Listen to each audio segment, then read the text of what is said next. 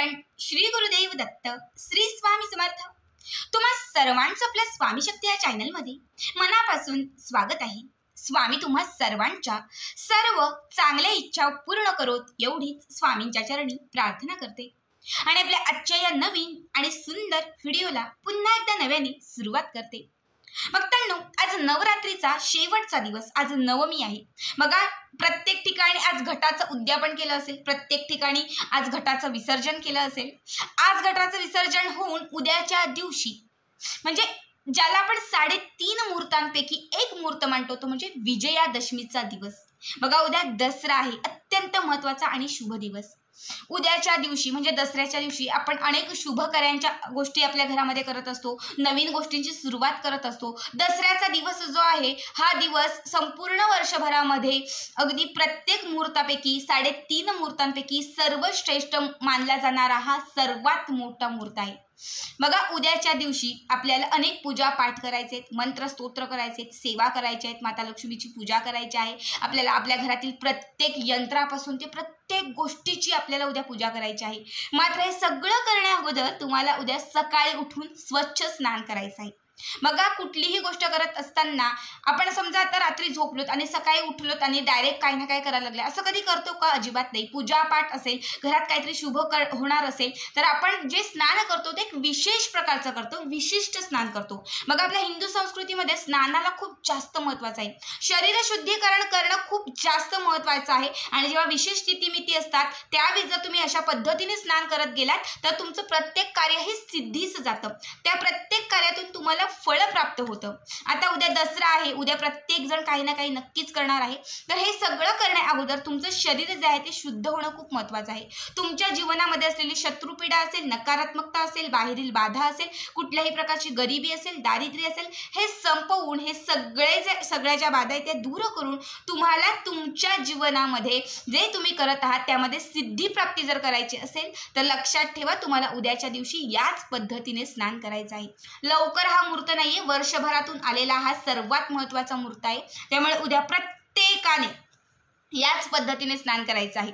तर आता उद्या आपल्याला स्नानासाठी कुठल्या गोष्टी घ्यायच्या आहेत, किती वाजता उठायचं आहे किंवा नक्की कसं काय करायचं आहे सगळं मी तुम्हाला सांगणार आहे। त्यासाठी व्हिडिओ शेवटपर्यंत पहा आणि जे चॅनलवरती नवीन असतील त्यांनी लगेचच आपल्या चॅनलला सबस्क्राईब करा। बघा, उद्याच्या दिवशी तुम्हाला लवकर म्हणजे ब्रह्ममुहूर्तावरच कमीत कमी 5:30 पर्यंत तुम्हाला उठायचंच आहे। 3.5 मुहूर्तांपैकी एक मुहूर्त आहे, त्यामुळे घरातील महिलेने लक्ष्मीने तर लवकर उठणंच आहे। ठीक आहे, लवकर तुम्हाला उठायचं आहे। लवकर उठल्यानंतर म्हणजे जसं बिछाणावरती जाग येईल तसं दोनही हात एकमेकांच्या हातावरती सोडून संपूर्ण जी ऊर्जा आहे ती दुपटीने तुमच्या शरीरामध्ये अशा पद्धतीने पसरवायची आहे। त्यानंतर तुम्ही ज्या देवांना मानता त्यांचं स्मरण करायचं आहे, देवांना म्हणजे तुम्ही ज्या गुरूंना मानता त्यांचं स्मरण करायचं आहे। तुमची जी इच्छा असेल ती इच्छा तुम्हाला त्यांना व्यक्त करायची आहे। माता लक्ष्मीची एक प्रतिमा तुमच्या डोळ्यासमोर आणायची आहे। त्यानंतर तुम्हाला भूमिमातेला नमस्कार करून अंघोळीसाठी बाथरूममध्ये जायचं आहे।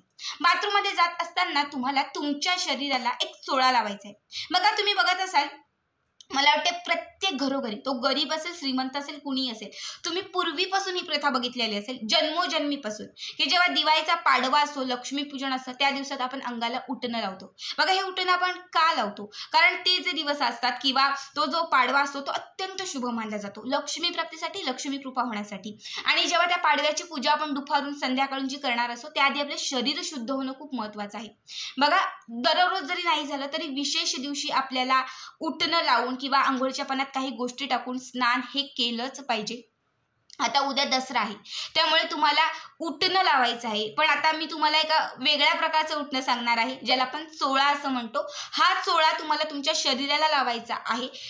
हा जो चोळा आहे म्हणजे या उटण्याचा हा जो चोळा आहे जो तुम्ही शरीराला लावलात तर तुमच्यामधील नकारात्मकता, तुमच्यातील आळस संपून जाईल, तुमच्या शरीरामध्ये ऊर्जा निर्माण होईल, प्रत्येक गोष्ट करण्यासाठी तुम्ही प्रेरित व्हाल, तुमच्या पाठीमागे तुमच्यावरती साक्षात देवीचा आशीर्वाद राहील, कारण तुमच्यातील नकारात्मकता अवलक्षणी संपेल तेव्हा नक्कीच लक्ष्मीची जी कृपा आहे ती तुमच्यावरती प्राप्त होईल।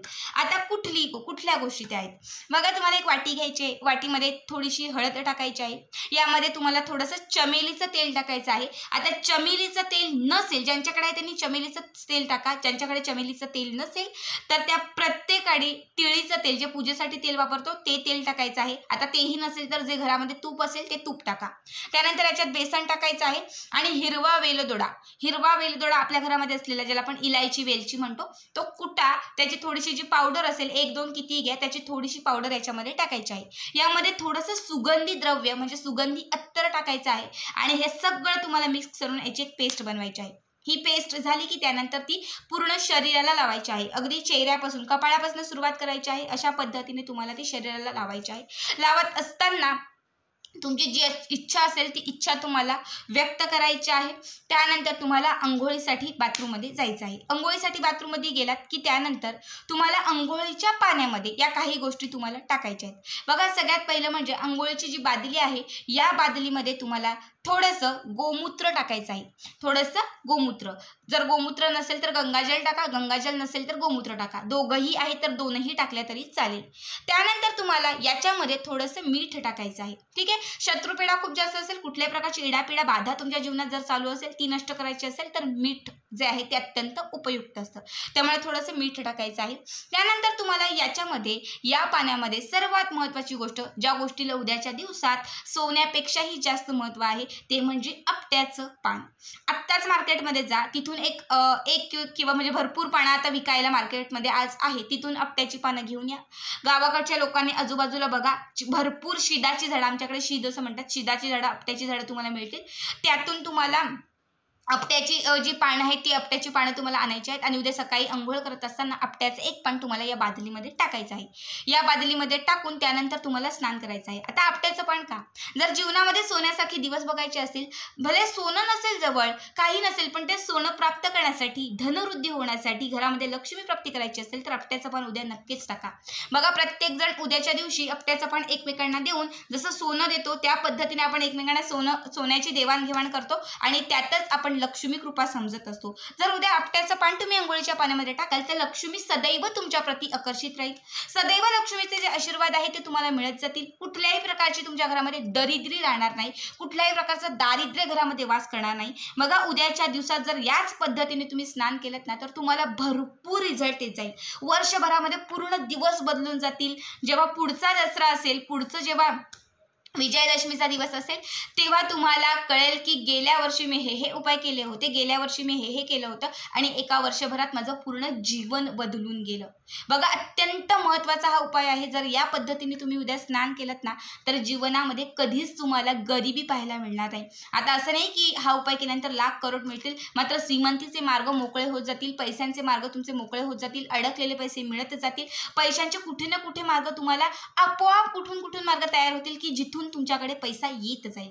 अत्यंत महत्त्वाचा उपाय आहे। कुठल्याही प्रकारची नकारात्मकता, बाधा, कुठली वाईट शक्ती जी तुम्हाला सतत प्रत्येक गोष्टीमध्ये टोकत होती, त्रास देत होती, या सगळ्या वाईट शक्तींचा नाश होऊन जाईल आणि तुम्हाला प्रत्येक गोष्टीमध्ये यश, सुख, शांती, समाधान, ऐश्वर या सगळ्याच गोष्टी प्राप्त होत जातील। बघा, प्रत्येकाने चुकू नका आणि प्रत्येकाने उद्याच्या दिवशी याच पद्धतीने स्नान करा। आजचा हा व्हिडिओ कसा वाटला नक्की कमेंट करा आणि पुढचे व्हिडिओ पाहण्यासाठी चॅनलला सबस्क्राईब करा। भेटूयात पुन्हा एकदा अशाच एका नवीन सुंदर आणि छान व्हिडिओमध्ये। तोपर्यंत सर्वांना धन्यवाद।